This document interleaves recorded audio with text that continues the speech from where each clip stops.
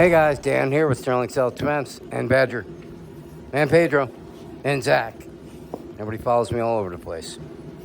Yep, came over to the shop. A little cold, just kick the heater on. And I'm going to show you guys how to rit dye your uppers on the new Umrex. Alright, hey, back off, buddy. Back off. They made it really easy on this one. I'm really loving this.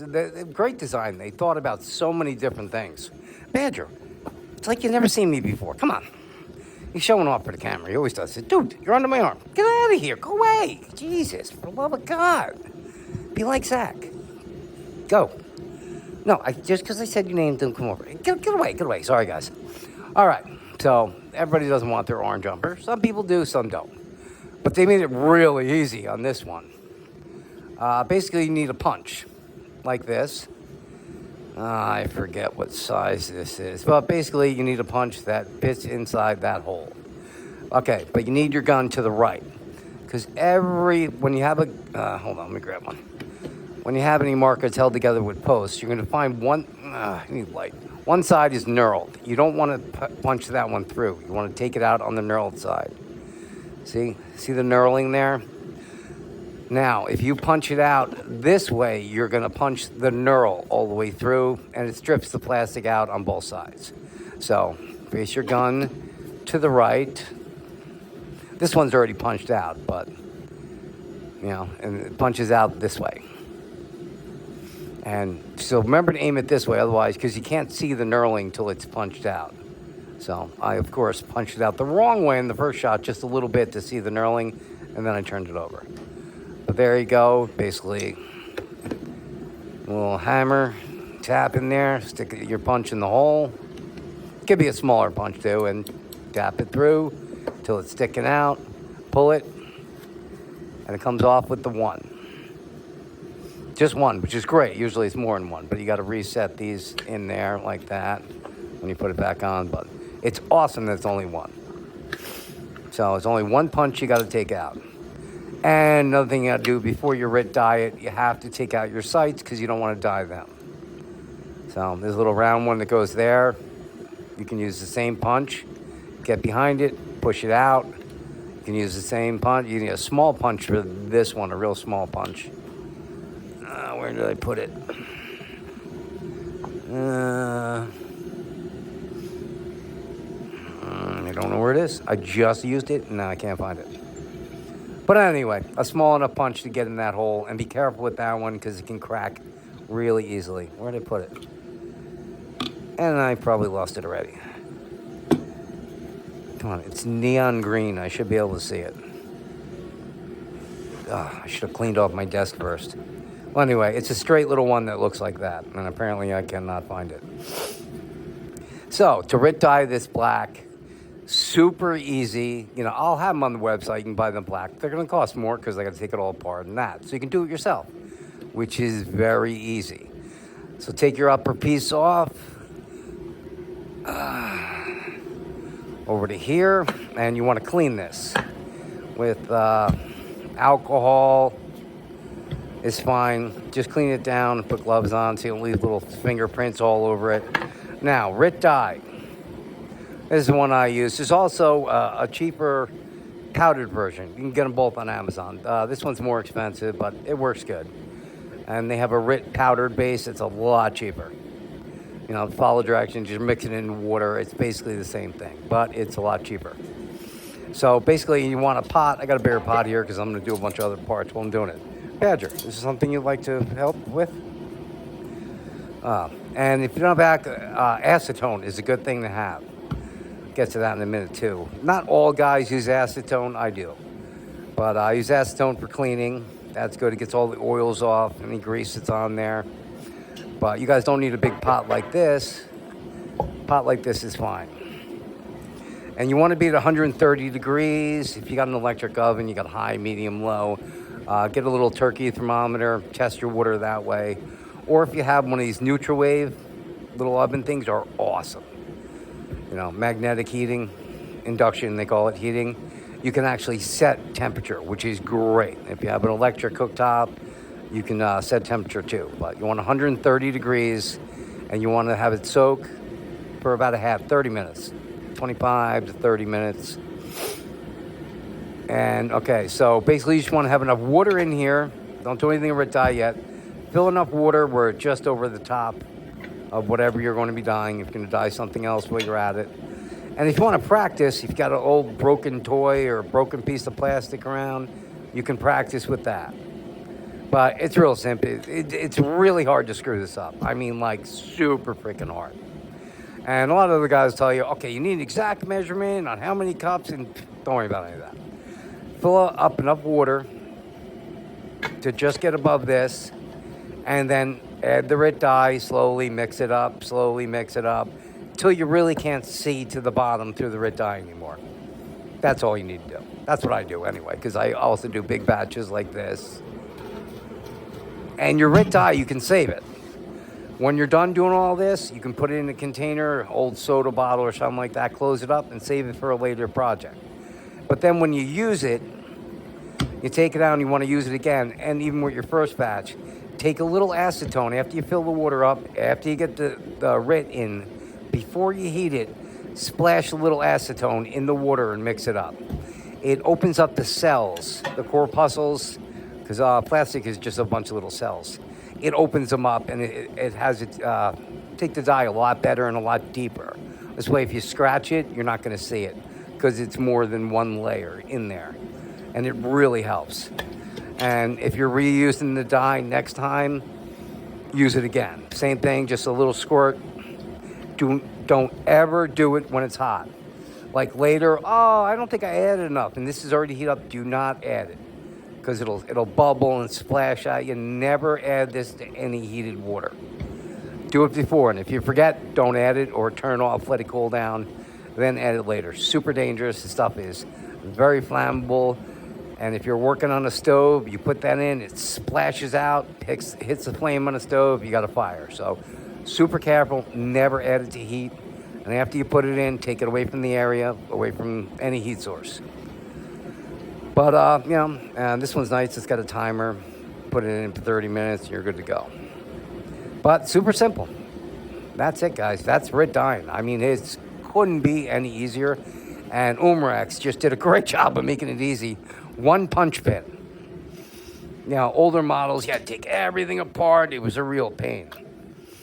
But, more and more, I haven't broken it apart yet and got into it. But, I did a really great job on this thing. A lot of good things I like about it. Everyone's going to love the, pull to pierce. It's great. I love the hammer. I would have liked to have had a hammer to grab your thumb, but hey, can't have everything. But the hammer's awesome. They have their I've always been a fan of retractable barrels. That's the most efficient way you can get, because basically, you see how the barrel moves like that? Your round goes up from the mag to here, and you got one ball pushing against another one. But when you're getting ready to fire, you see that long trigger pull? It retracts the barrel over the round, so you're no longer wasting air. So when you pull the trigger, all the air is going behind the projectile. It's not getting dumped in the mag. I don't know if you guys saw my older video with the FSC showing how much more efficient that is. I actually made an FSC barrel with no breach, like no hole in it for the round to go in. So I loaded rounds from the front and showed the difference shooting a ball with no breach, and it was a lot more efficient. I forget the actual percentage, but you can see it. It's one of my older videos. I'll try and look for it, but, I don't even remember what it was called. I have too many videos. I can't find half my own. But anyway, it's a very efficient thing to cover your projectile with the barrel, so you're utilizing all your air. So you're getting the most possible power with that air that you're using for every shot. Super efficient, great. Some things suck about it, like if you want to put a longer barrel on, you got to do a lot to adapt to a moving barrel. So you can't just screw onto this, because then now you have a long barrel that's got to pull in, and the spring's not going to be strong enough, and it's going to bring your trigger pull to like 12 pounds. And then if you want to put a mock suppressor on, even more weight, even harder to retract. I'll work on something to bypass all that, but that's the one downside. Like Byrna's got one too, and they need it because they don't have a bolt. This actually has a bolt, so It gets good power.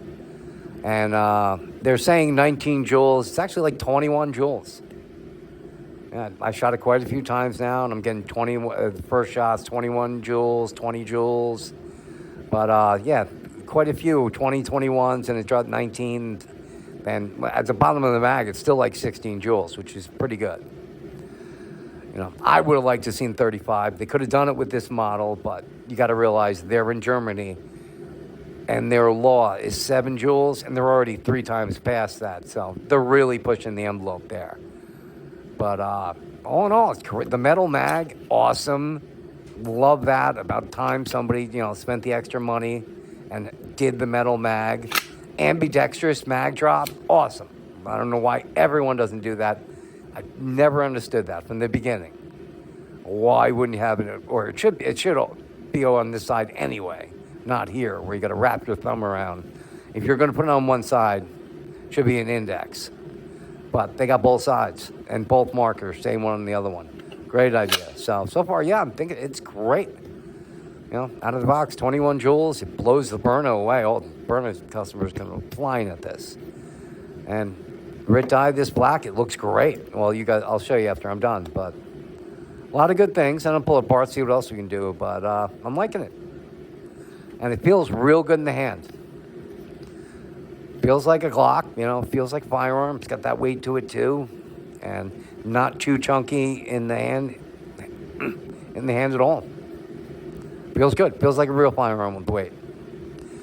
And loving the hammer. Loving the hammer. Just wish they had that thumb control. You can't ask for everything. No one else has that, so I like it.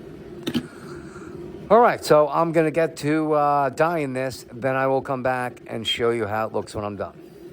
All right, see you in a couple seconds for you. It's going to be at least a half an hour for me. All right, see you soon. Hey guys, I'm back. I am still waiting. Only like 9 minutes ago to dye. And look at it, he jumps right in the video. He was just sitting down a minute ago. Anyway, a lot of guys want to see my shoulder rig. So here's what it looks like. The mag side, they want to see a pastel in there, so that's what's in there now. Here's the back. And it's got clips. You can see here, they go clip onto your belt. So you really need a belt, one of these, to get the right support. Just like that. Mag side, so open it up. It's in the vertical position now. Now, you want to put it horizontal, just slides down like that. So you can wear it that way or up, and then unsnap, take it out. There you go. Fits any of the markers, though. Same design as my other one. All right, well, that's it for that. I will be back in 8 more minutes. See you then.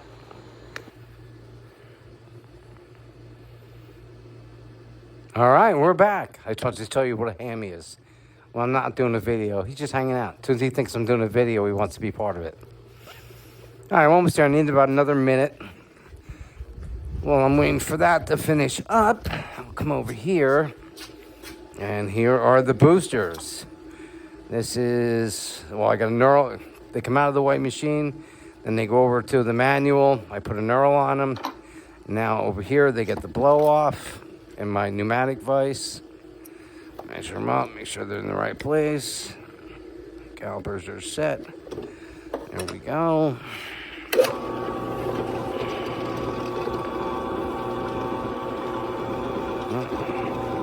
It never moves.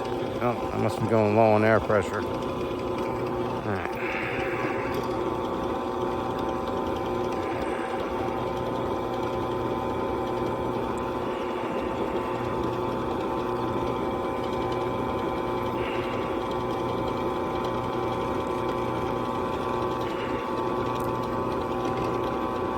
Chamfer bit's getting a little dull here. A lot of stainless steel. Come on.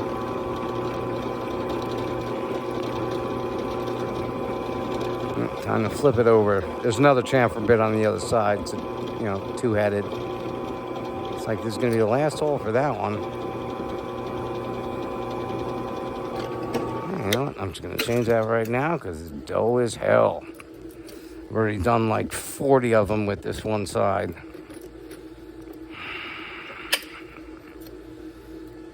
Yeah, that side looks much better.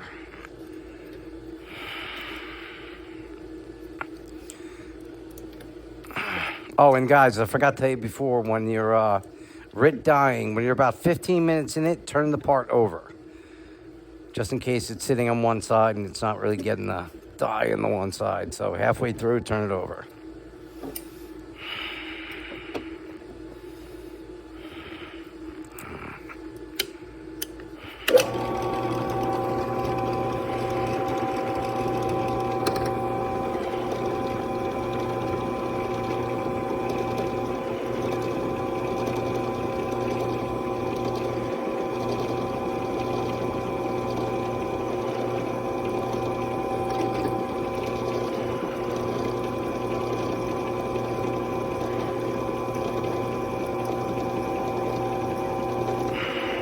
Time to use a new one. This one's starting to dull. This one's pretty dull by itself. Yeah. Alright, there we go. Clear the thread with another one.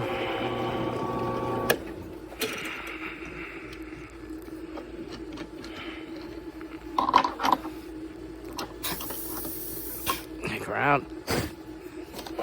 Chamfer the other side.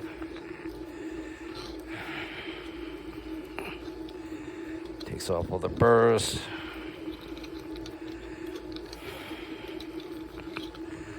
Alright, and these are ready to go over to the sandblaster. Take these over and we should be ready to go. Yep.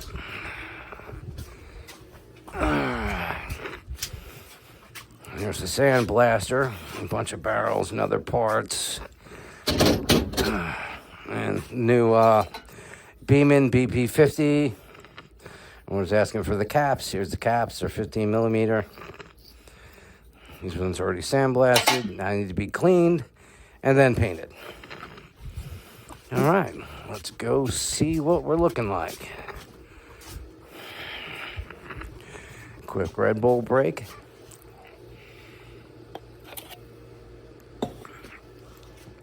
Good stuff.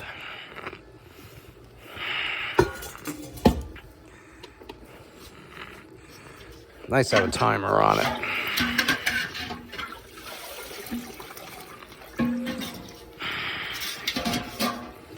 All right, see if she has enough. Inside, we're not worried about as much.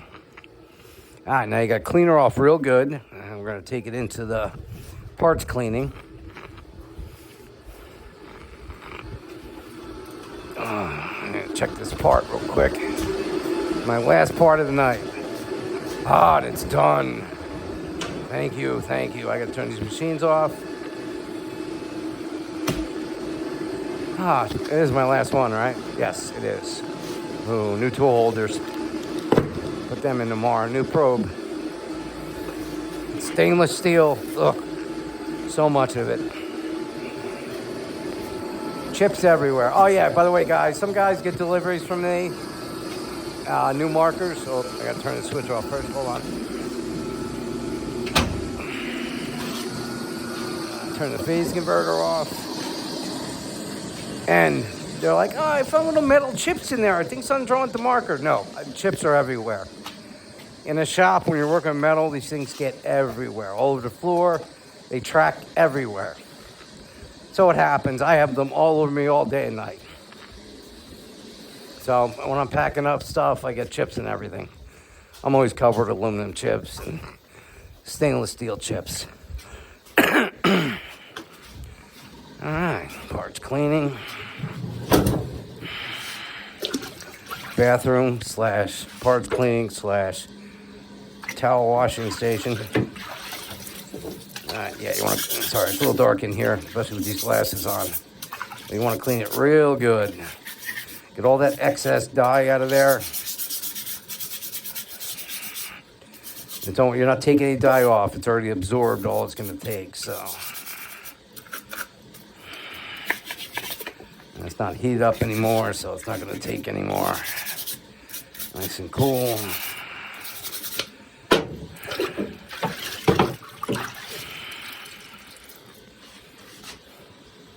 Looking good. Sometimes, and if it's not dark enough, you can always put it back. Put it back in for more time. I'm gonna have to get out in the light. Really can't tell in here. It's super dark.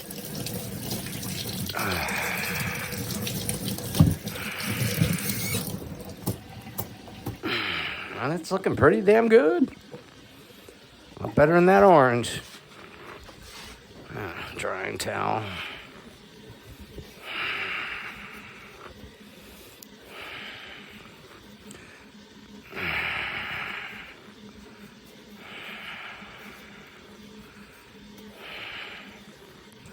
And don't use a towel you like, because any excess, if you didn't get it off, it's going to stain your towel. So a black towel is good to use. And it just don't matter. And the RIT dye is just basically fabric dye. All right, what do we look like here? Looking pretty good. See a little orange spot right there.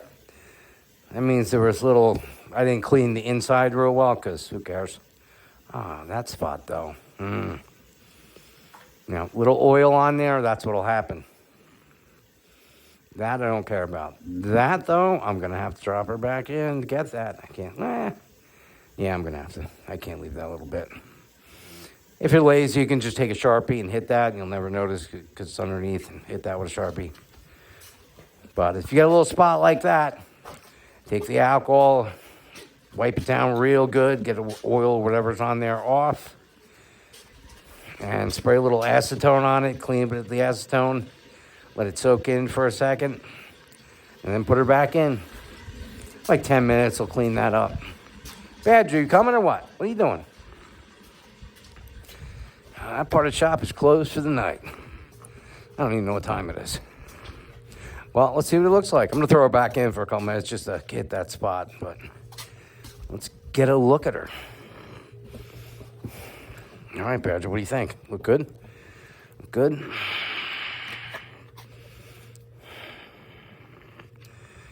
A clean rag? Probably not. Wow, that looks awesome. Awesome sauce. What do you think, Badger? I like it. Looks good. It's a little wet. It'll look better when it dries out. You can't even see that little part I was talking about. What do you think, Badge? Is it you? You like it? Don't give me that look. All right. So that's, and guys, also, if you don't have a temperature thing, these things are super cheap these days. They used to be expensive, but little laser temperature probe, tell you exactly what temperature you're at. They work great, and so you can check your temp all throughout if you don't have something that gives you a temperature. But there you go. There you go, guys. Man, that looks so much better.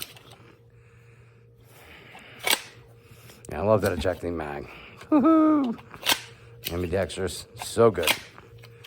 Trigger, hammer.